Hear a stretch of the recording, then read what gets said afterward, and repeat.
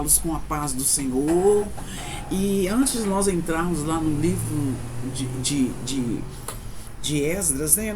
Eu quero só comentar mais o finalzinho aí do segundo Crônicas, né? Capítulo 36, que fala assim, olha: quando o povo foi liberto do cativeiro da Babilônia, era o rei da Pérsia que reinava lá, o rei Ciro. Ele invadiu a Babilônia. Assim como o exílio veio pela mão do Senhor, também o regresso de Israel veio pela palavra de Deus. E aí o rei tocou o espírito minúsculo, tá? O fôlego de vida que há em nós, né? O Senhor tocou o espírito do rei Ciro e o retorno para Judá girou em torno do templo. O templo foi reconstruído em Jerusalém e era a grande prova de que o exílio havia acabado, de que a aliança havia sido restaurada.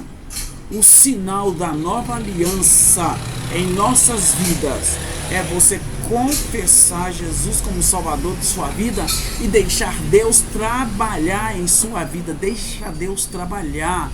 Não tome o lugar de Deus, deixa Deus trabalhar. E aqui, gente, a comunidade judaica que regressava só seria encorajada quando soubesse disso. Então, por isso que eles precisavam reconstruir o templo. Ao aguardar com ansiedade, deixa eu só dar uma aumentada aqui no som, porque eu tô achando que tá baixo aqui. Não sei como que tá aqui. Ao aguardar com ansiedade, tá ótimo aqui. Ao aguardar com ansiedade um relacionamento da aliança restaurada com o Senhor, eles iam compreender que Deus requereria que fossem fiéis. E Deus, ele cobra de nós no século de hoje, em 2023, ele requer de nós fidelidade. Fidelidade e fidelidade, tá?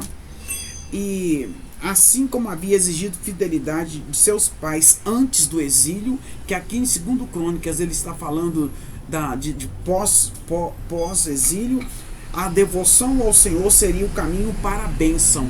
Quando nós nos devotamos a Deus, quando eu levo uma vida em oração, quando eu levo uma vida de leitura da Bíblia, né? A devoção ao Senhor será o caminho para a bênção. Crônica termina com um tom positivo de esperança e de confiança para o futuro. Deus havia mudado a forma de tratar seu povo. Ele continuava fiel à sua aliança, mas ele estava tratando de um modo diferente. Aí nós sabemos, meu amado, minha amada, que entrando no livro de Esdras, com o decreto do rei. No primeiro ano do rei Ciro, rei da Pérsia, para que se cumprisse a palavra do Senhor, por boca de Jeremias, despertou o Senhor o espírito de Ciro, rei da Pérsia, o qual fez passar um pregão por todo o reino, como também por escrito, dizendo: assim diz Ciro, rei da Pérsia: o Senhor Deus dos céus me deu os reinos da terra e me encarregou de edificar uma casa em Jerusalém de Judá. E ele perguntou, né, o rei da Síria perguntou: quem dentre vós é de todo o seu povo, seja seu Deus, que suba a Jerusalém de Judá e edifique a casa do Senhor Deus de Israel, e Deus estará com você. Então, o objetivo aqui era o templo, o sinal que Deus estava abençoando a volta do povo do cativeiro era o templo. Deus queria que o templo fosse reconstruído. Então houve um edital para a restauração do templo, né? Apenas uns poucos judeus que haviam sido exilados na Babilônia optaram por voltar nessa ocasião para a reconstrução do templo. Não foram muitos. E o rei Ciro, o rei Ciro nomeou Sesbazar como governador. Não fica claro se ele era governador apenas de uma parte separada de Judá, habitada por aqueles que havia liderado na saída do exílio, ou se governava todo o distrito de Judá, né? Mas entrando aqui e eles levaram todos os utensílios de ouro e de prata, foram 5.400, como eu falei no outro vídeo, né?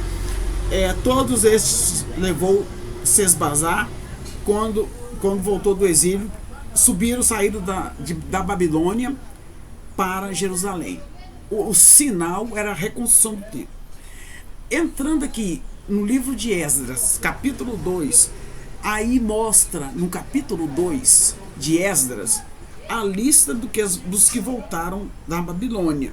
São estes os filhos da província que subiram do cativeiro, dentre os exilados que Nabucodonosor, rei da Babilônia, tinha levado para lá, e voltaram para Jerusalém e para Judá, cada um para a sua cidade, tá?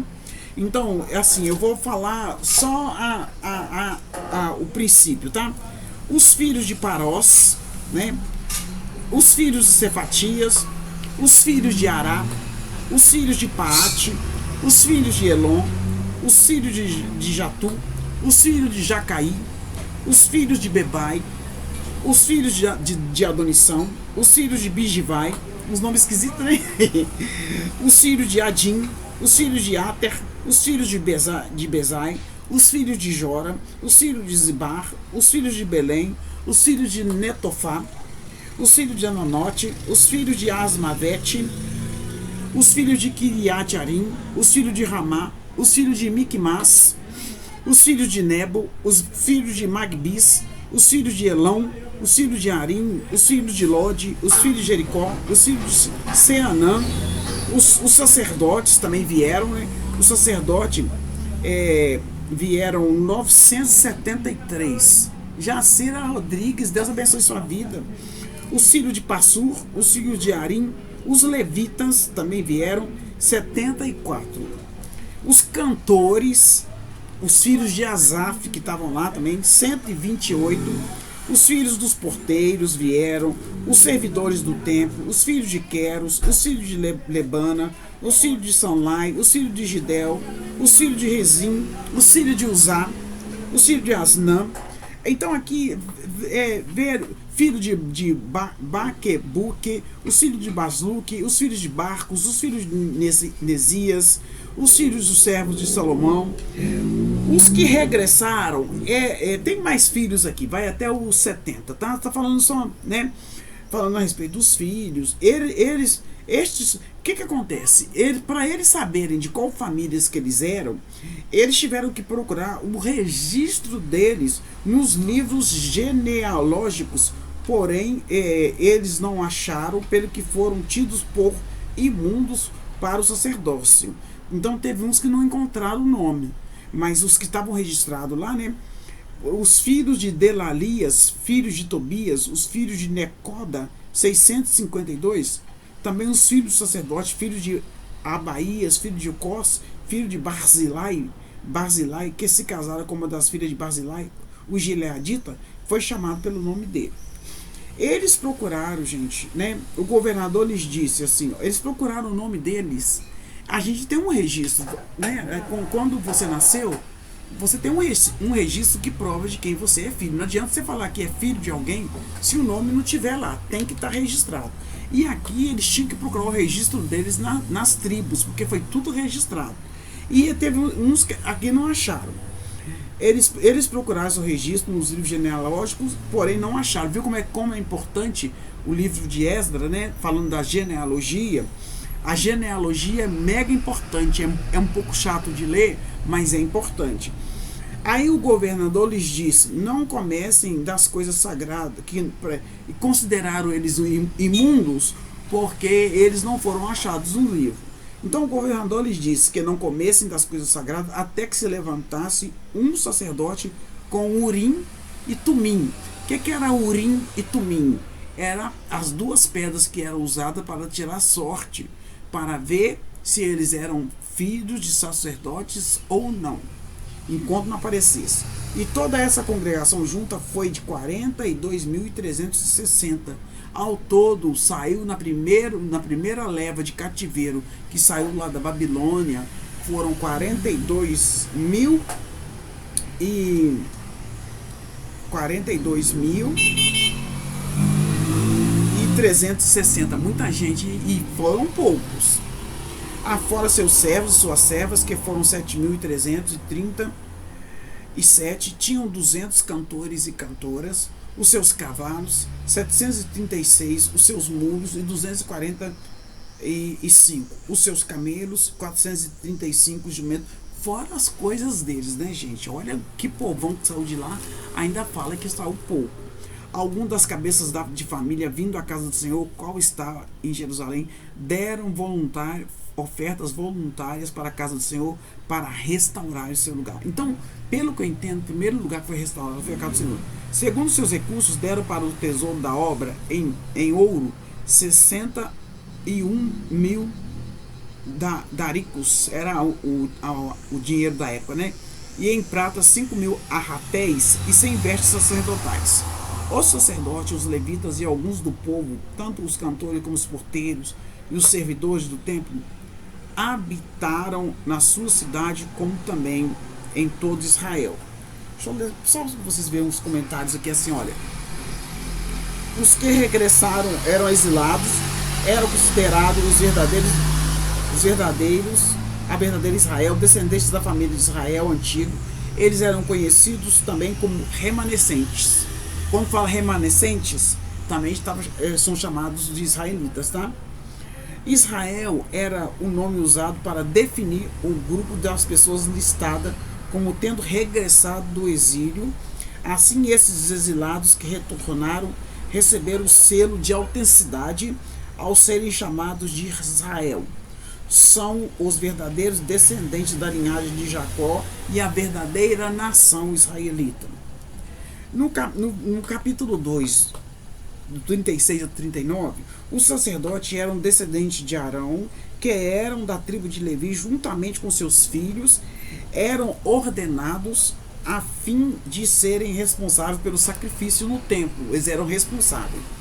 E quem eram os levitas? Os levitas eram descendentes da tribo de Levi, mas não da família de Arão, tá? Eles eram descendentes da tribo de Levi, mas não eram da família de Arão.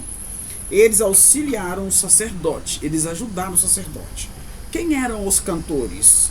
Os cantores e porteiros foram escolhidos pelo rei Davi dentre as famílias dos levitas e tinham recebido tarefas especiais.